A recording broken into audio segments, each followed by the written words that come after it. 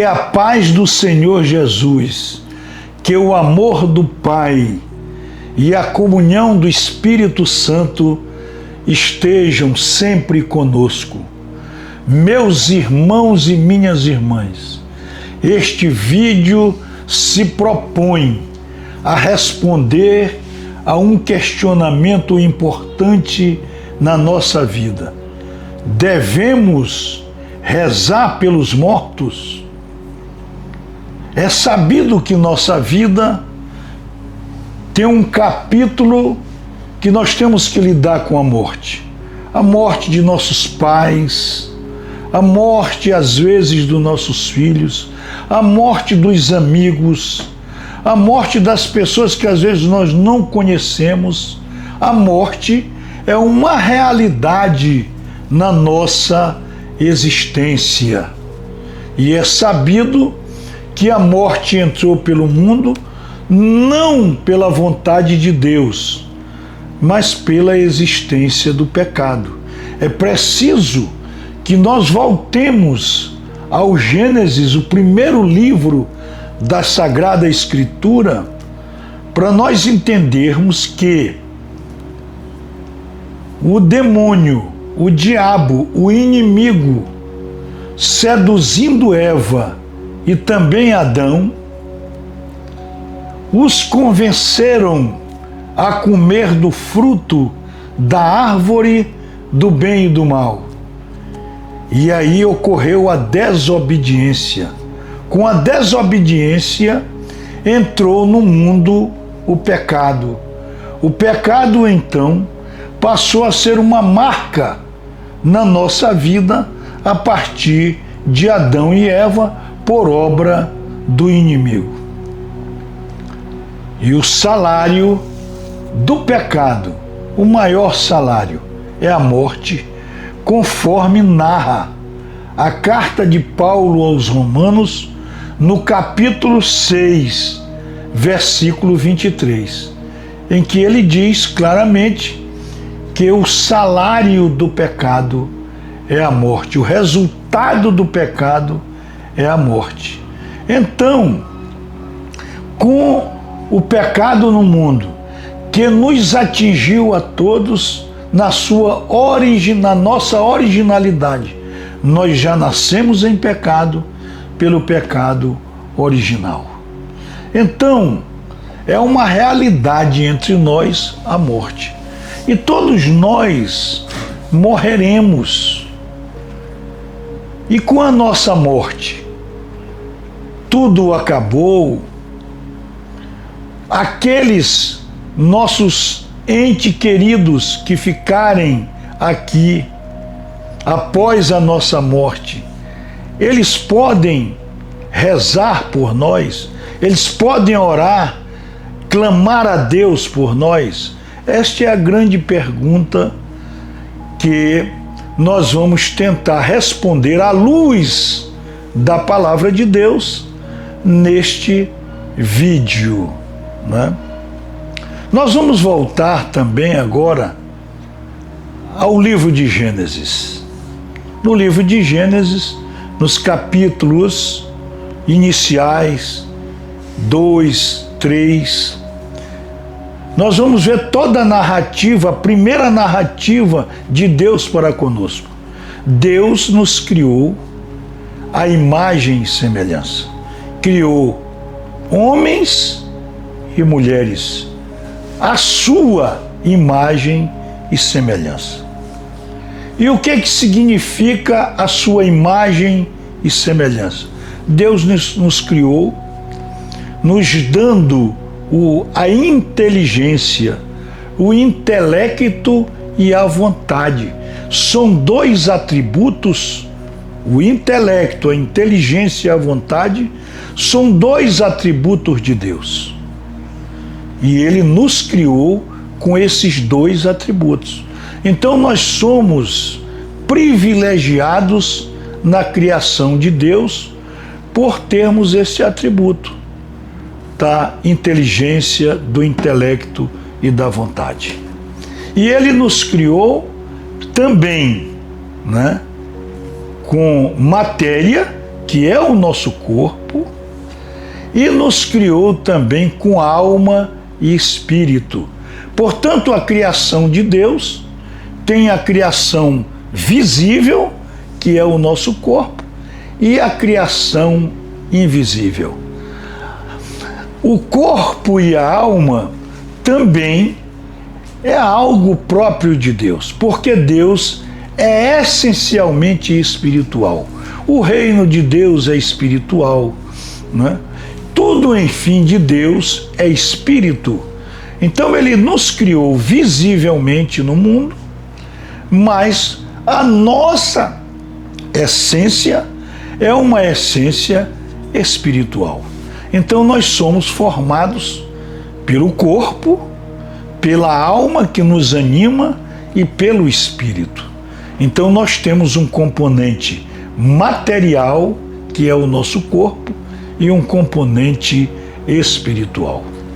Deus, no seu reino, lá no reino de Deus, que ainda não alcançamos, porque nós estamos no reino da terra, nós não estamos no reino de Deus ainda, apesar de sermos amados por Deus, apesar de termos a promessa de Deus da vida eterna, mas nós estamos ainda vivenciando, não é, no mundo material que não é o seu reino. Ele mesmo, Jesus Cristo, o nosso Salvador, disse com sua própria palavra narrada nos evangelhos, de que o meu reino, disse ele, não é deste mundo. Então, nós estamos no reino material, no reino da terra, que não é o reino de Deus ainda. Muito bem. Então, nós somos criados à sua imagem e semelhança, além do intelecto e da vontade, nós também somos matéria e somos espírito, espírito de Deus. E por isso, nós temos uma dupla realidade. Tanto é que o apóstolo Paulo, no livro, na sua carta, melhor dizendo, na sua carta aos Gálatas, no capítulo 5, versículo 17, ele fala desse conflito que nós vivemos entre o corpo, entre a carne e o espírito.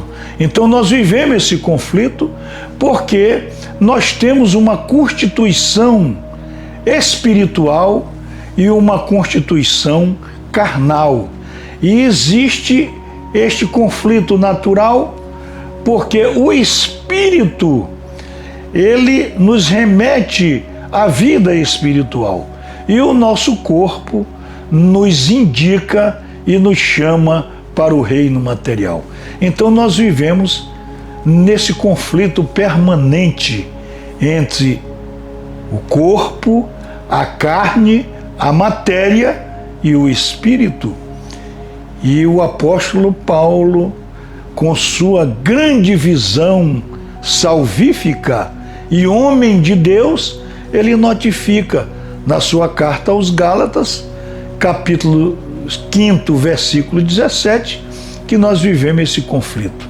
E nos chama a atenção para nós estarmos, apesar de estarmos na matéria, nós temos que nos inclinar mais para o Espírito, deixar que o Espírito nos guie, porque o Espírito tem a presença de Deus na nossa vida. A carne, ela foi contaminada pelo pecado.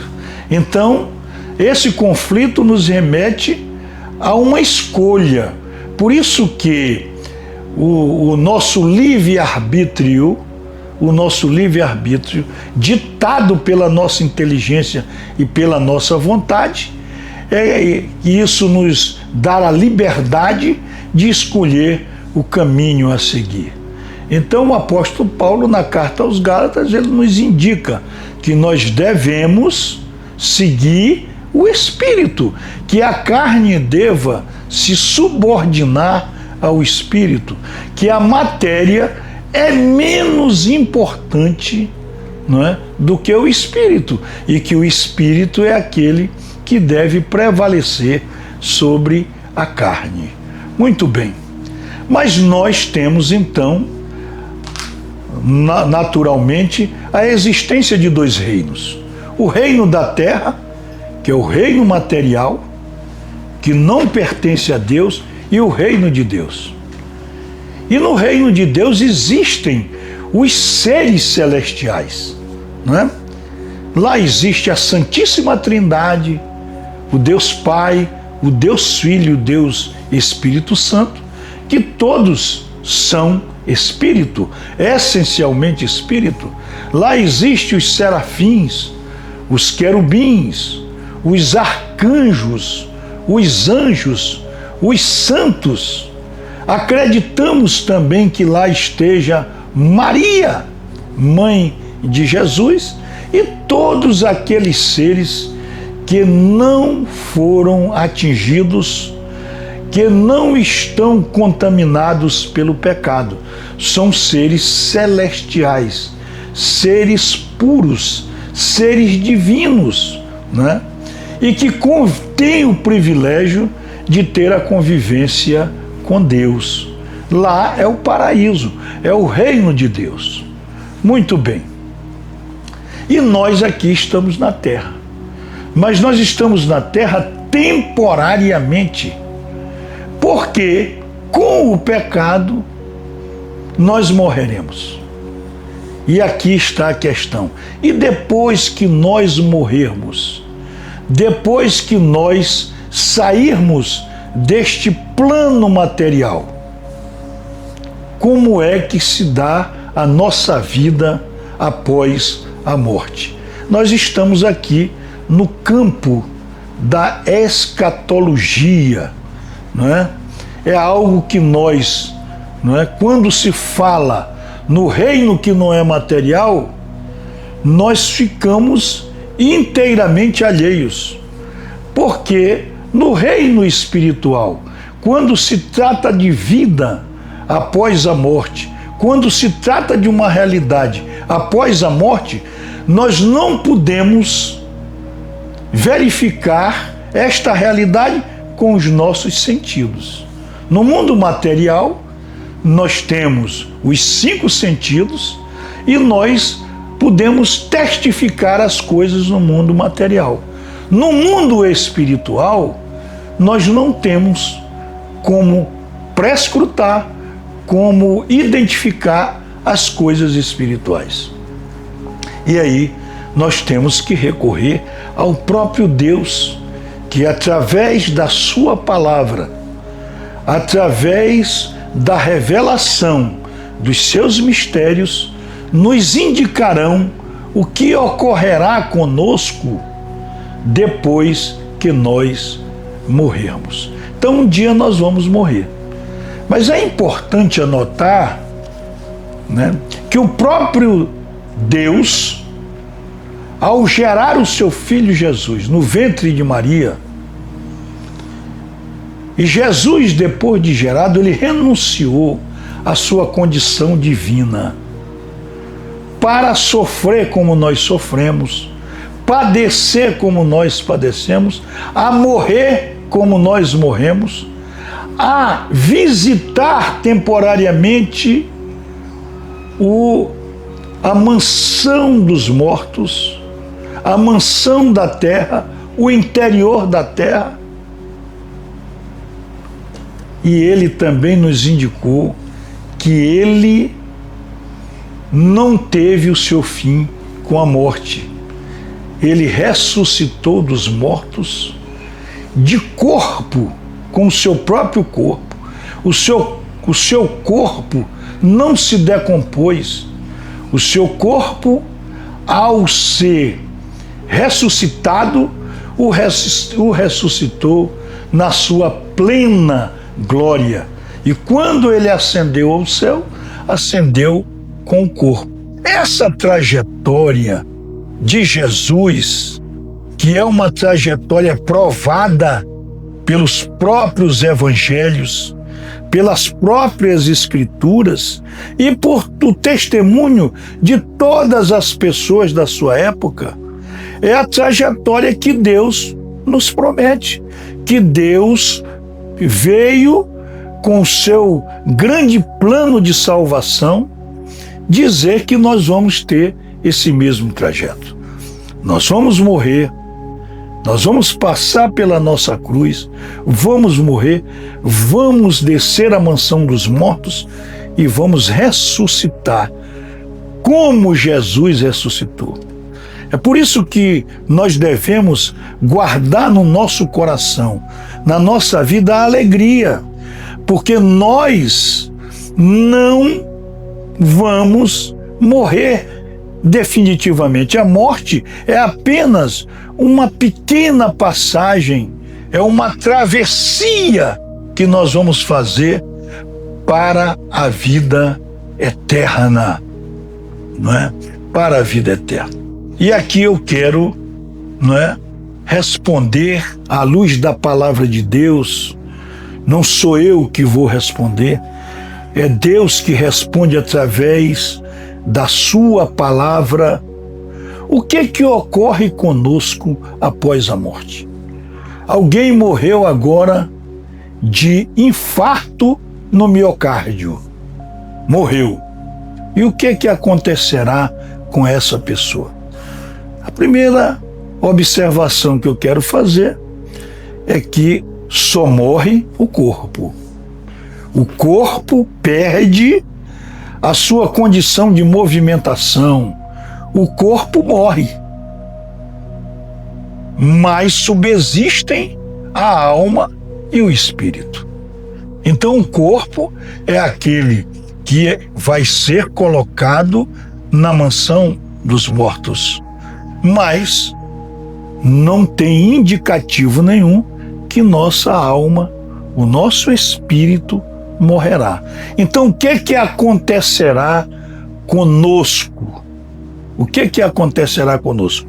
Então nós vamos aqui recorrer à segunda carta de Paulo aos Coríntios, no capítulo 5, versículo 10.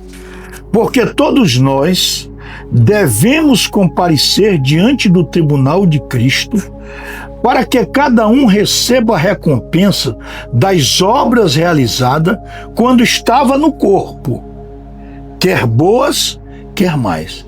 Então, vou repetir a leitura da segunda carta de Paulo aos Coríntios, capítulo 5, versículo 10.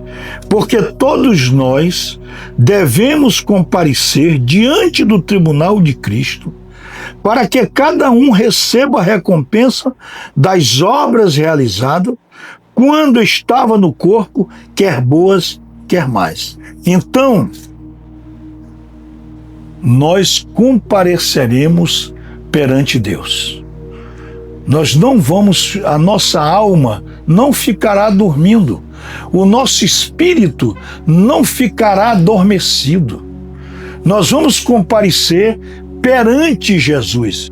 E eu quero, inclusive, aqui fazer também uma remissão ao livro de Hebreus.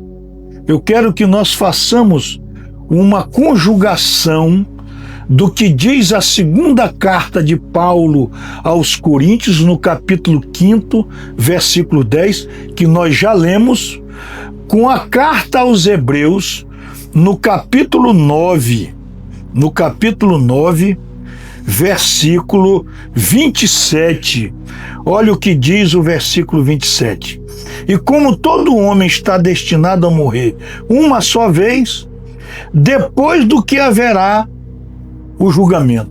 Então, nós morreremos e logo em seguida nós vamos ser submetidos a um julgamento.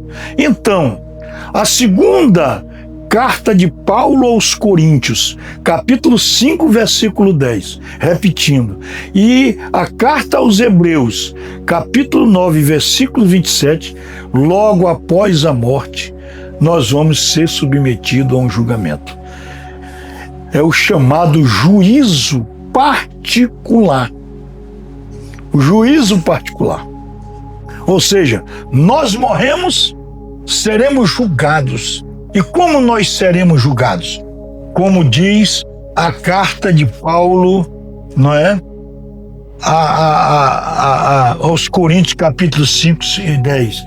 Porque todos nós devemos comparecer diante do tribunal de Cristo para que cada um receba a recompensa das obras realizadas quando estava no corpo, que é boa, que é mais. Então, nós não vamos, aqui quando Paulo fala em tribunal, não é um tribunal montado. Nós vamos comparecer à presença do Senhor, e o Senhor, de acordo com a nossa vida, com o testemunho da nossa vida, nós teremos dois caminhos: ou o paraíso, ou o céu, ou o inferno.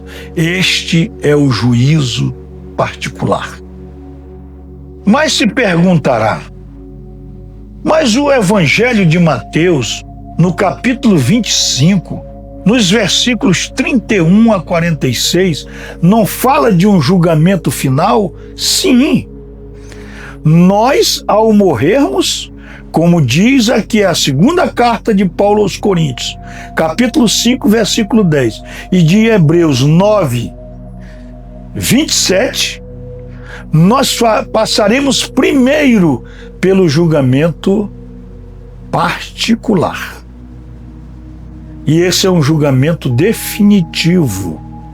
Esse é um julgamento definitivo. E no julgamento final? Nós passaremos no julgamento final e resgataremos no julgamento final, que vai obedecer ao julgamento particular. Nós vamos no julgamento final resgatar o nosso corpo. Este sim fica retido na terra, mas ele será reconstituído. E quando nós definitivamente, no julgamento final, estivermos no paraíso, após o julgamento final, nós vamos estar de corpo e alma. Nós vamos estar com o nosso corpo glorificado, o nosso corpo purificado, o nosso corpo rígido, o nosso corpo puro, livre definitivamente do pecado.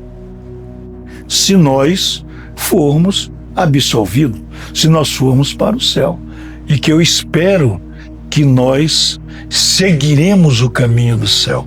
É por isso que nós devemos dedicar o nosso tempo ao Senhor, fazer o bem, procurar se esforçar, pedir a Deus que nos ajude a vencer as maldades do nosso corpo, que transforme o nosso coração de pedra em coração de carne, que Deus tire as coisas ruins, nos ajude a tirar as coisas más da nossa vida, e que nós sejamos, como diz Paulo também, templos do Espírito Santo, e que nós possamos cultuar as coisas que agradam a Deus. Então, no julgamento final, no juízo final, que vai ser o juízo do fim dos tempos, nesse se nós morrermos antes, nós já estaremos julgados. Nós só vamos lá, né? Onde nós estivermos, vai ser confirmado o nosso julgamento particular que nós já tivemos ao morrermos, né? E vamos resgatar o nosso corpo para ir para o céu, se nós formos para o céu. E eu acredito, meu irmão e minha irmã, que você, meu irmão, e você, minha irmã, nós iremos para o céu, porque esse é o desejo de Deus e nós vamos nos esforçar para isso. Nós somos pecadores, Nós somos humanos, nós temos o pecado marcado em nós, mas o nosso Deus, com seu plano de salvação, nos resgatou do mal e nós vamos trilhar o caminho verdadeiro, o caminho, não é, o caminho da salvação.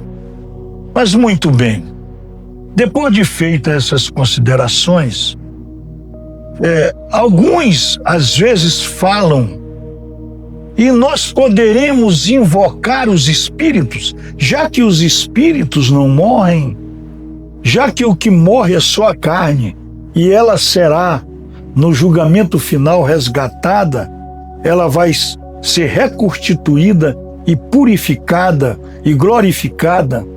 Nesse espaço de tempo, nós podemos invocar os espíritos, né? O livro de Êxodo, capítulo 22, versículo 17, condena isto. Essa história de invocação de espírito, ela é condenada pela palavra de Deus no livro de Êxodo, capítulo 17, versículo, no capítulo 22, melhor dizendo, versículo 17. Muito bem, mas muitos dirão, mas depois que a pessoa morrer, né, não se pode mais orar por ela. Já morreu, já está definido o seu itinerário, a sua vida já está definida. Ou ele irá para o céu, ou irá para o inferno, ou irá para a glória de Deus, ou para o fogo do inferno, onde haverá choro e ranger de dentes, como anota a própria palavra de Deus. Mas a pergunta, nós já caminhamos bastante neste vídeo, mas há de se perguntar: nós podemos orar pelos mortos? Nós podemos rezar por aqueles que já faleceram? E aqui eu quero dizer que orar e rezar, né, são palavras sinônimas, né? Rezar, qual é a diferença de rezar para orar? Rezar é algo que você repete. Rezar é repetir. Rezar é dizer uma oração que já pré-existe. E orar é aquilo que nasce espontaneamente da palavra. Então, orar e rezar, para nós que somos cristãos, representam a mesma coisa. Representa a mesma coisa.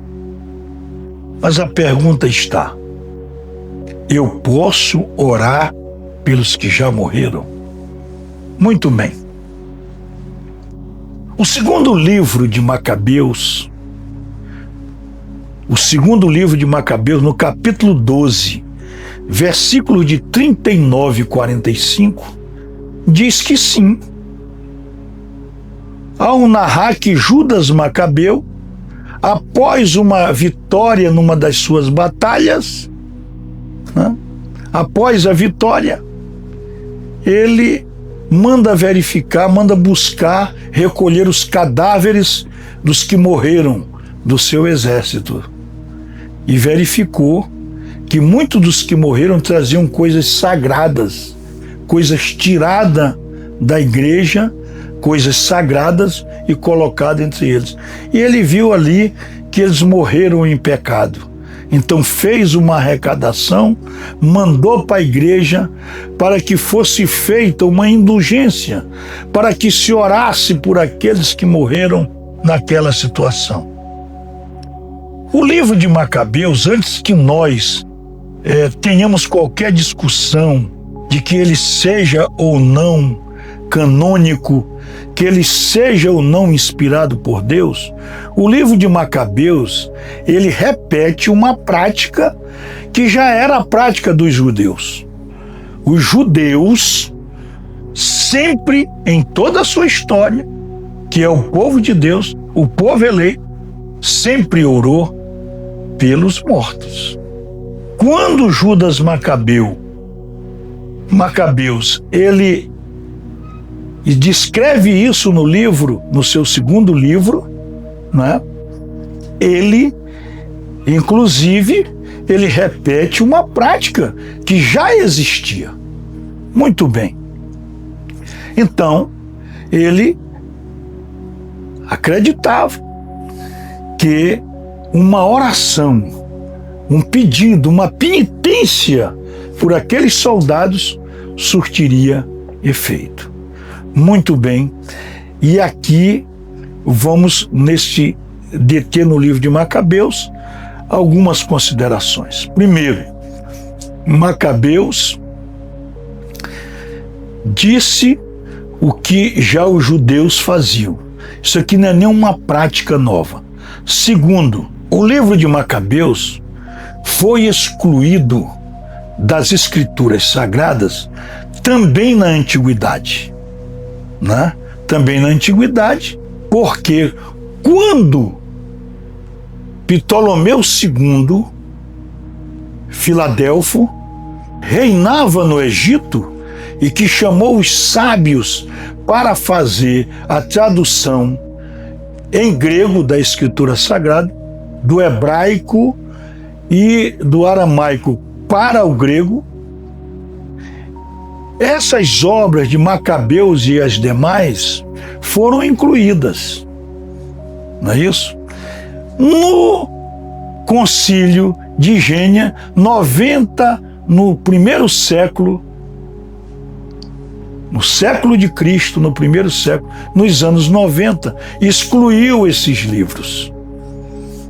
Mas a Igreja Cristã teve vários concílios, e no concílio de Florença, de 1439 a 1445,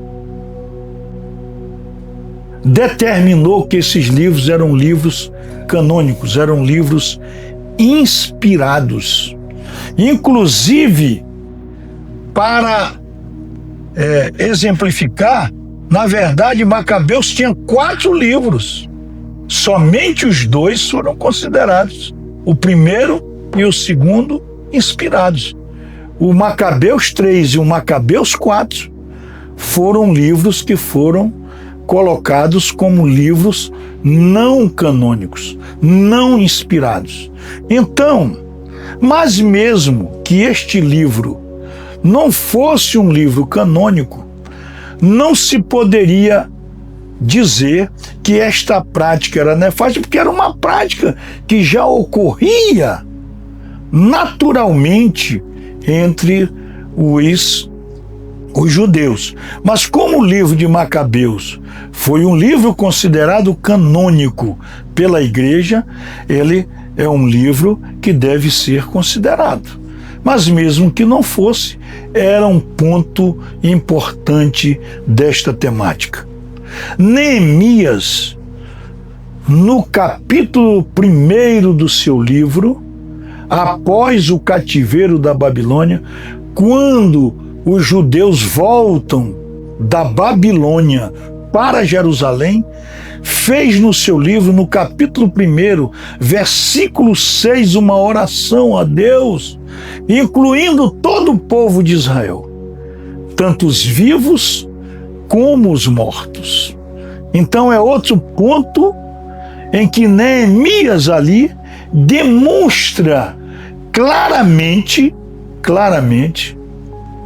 que era já algo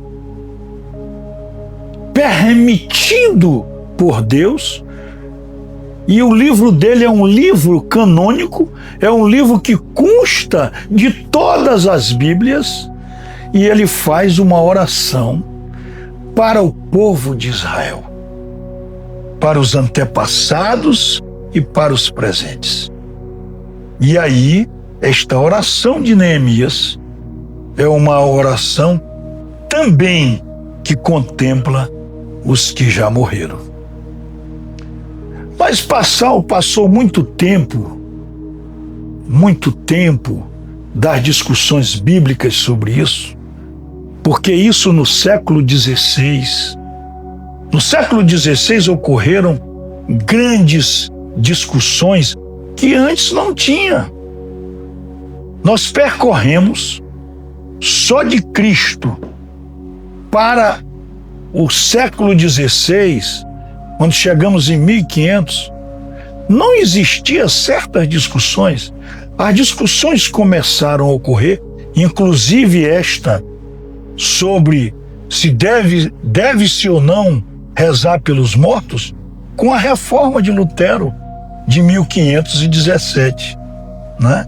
Eu aqui não estou para polemizar, mas essas discussões começaram a ocorrer após a reforma de Lutero, não é isso? É interessante dizer que hoje os luteranos, né, têm uma certa relação, uma certa amizade com os católicos, né? Uma certa amizade e uma certa relação com os católicos. Mas eu não vim para este vídeo para tratar disso.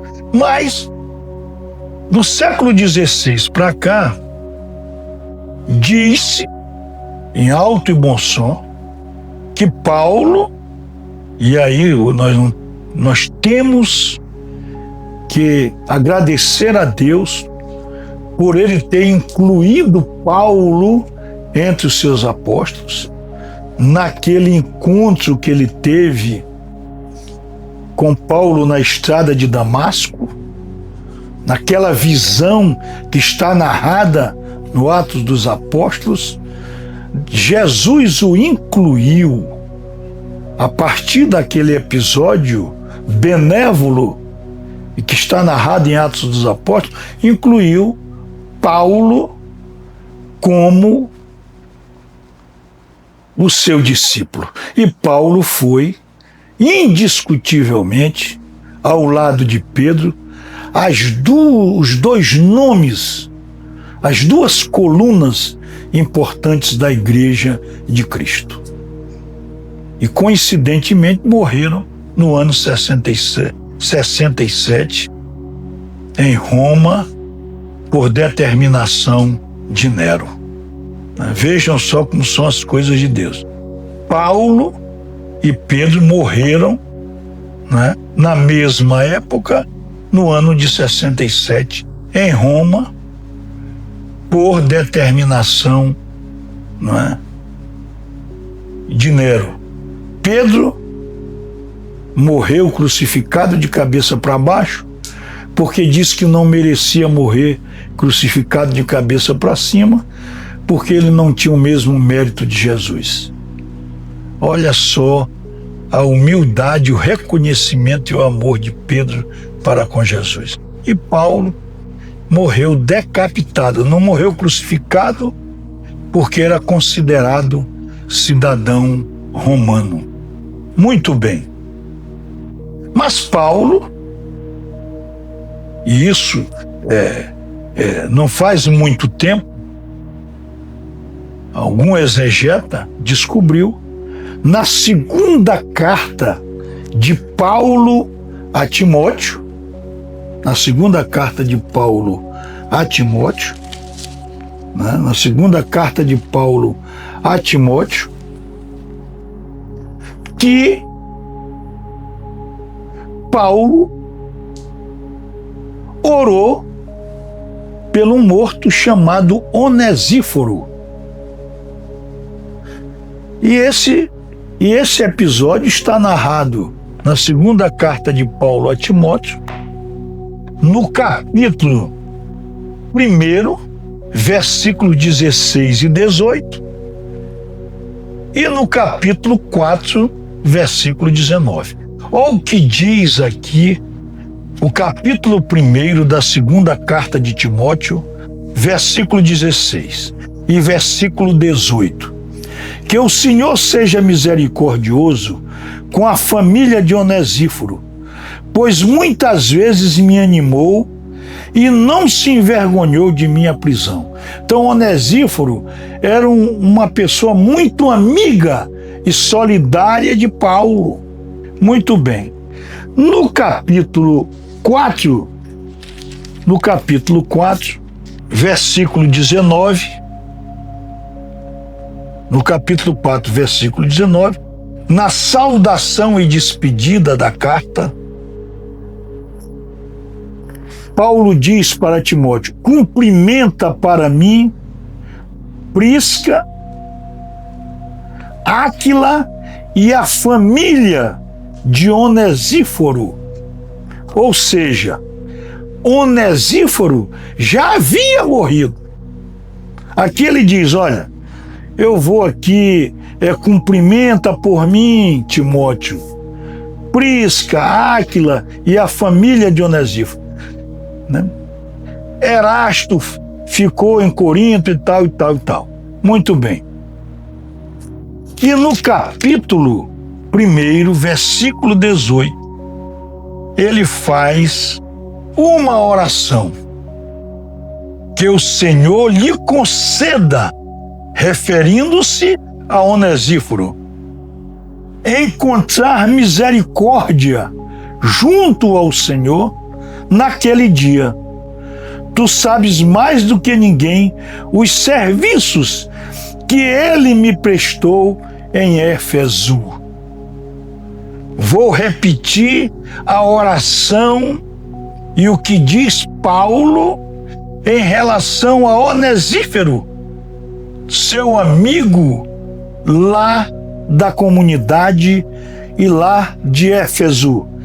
Que o Senhor lhe conceda encontrar misericórdia junto ao Senhor naquele dia. Tu sabes mais do que ninguém os serviços que ele me prestou em Éfeso. Então Paulo, na sua segunda carta a Timóteo, no capítulo 1, versículos 16 e 18, e no capítulo 4, versículo 19,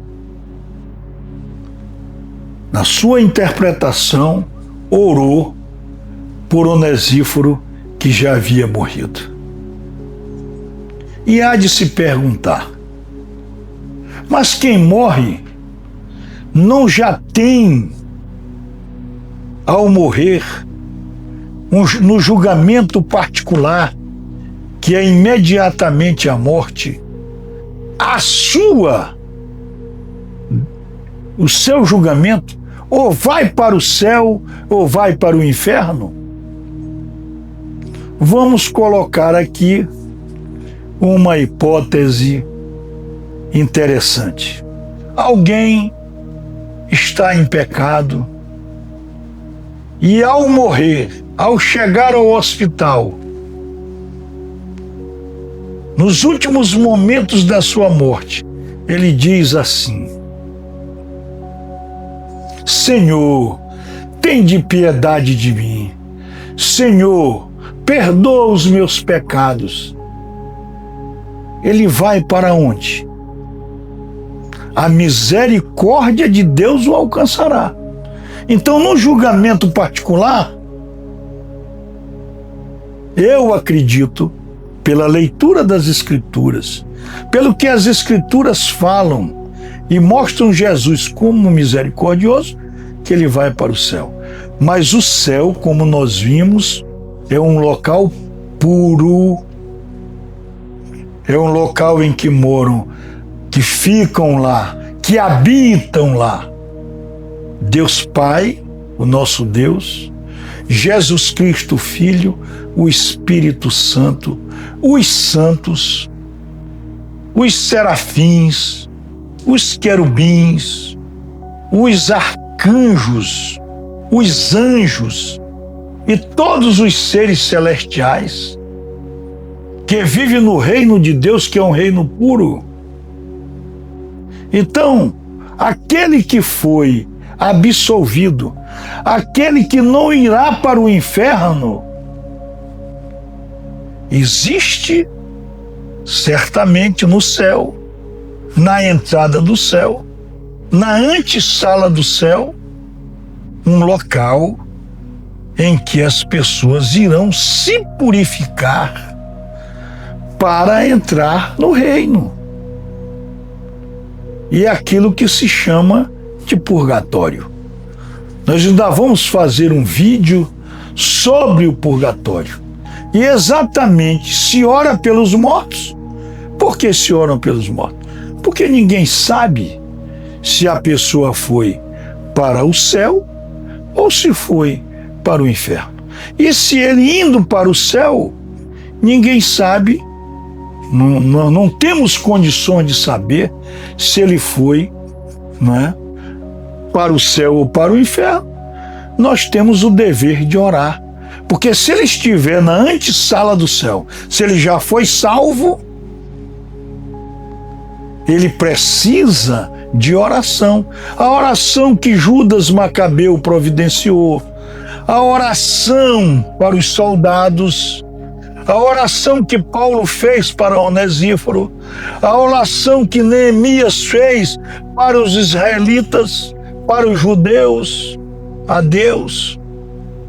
Enfim, aqueles que estão no purgatório, aqueles que estão na antessala do céu, já estão salvos, mas eles precisam purificar-se dos pecados que ainda estão com eles, né?